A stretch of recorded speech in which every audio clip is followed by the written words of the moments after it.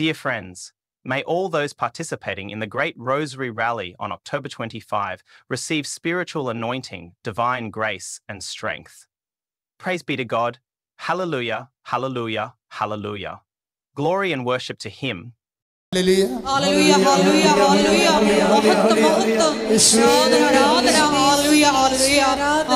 hallelujah, hallelujah. I entrust to the Holy Mother the protection of all who are working for the Krupa Sanam Rosary Rally from different parts of the world.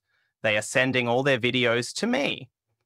Krupa Sanam is conducting the Rosary in various countries across the world, performing good works and entrusting the entire earth to the Holy Mother of Universal Power, the Mediatrix, the Blessed Virgin Mary. Let us praise and offer to the blue mantle of the Holy Mother all who recite, organize, and participate in the Rosary so that they may be filled with the Holy Spirit.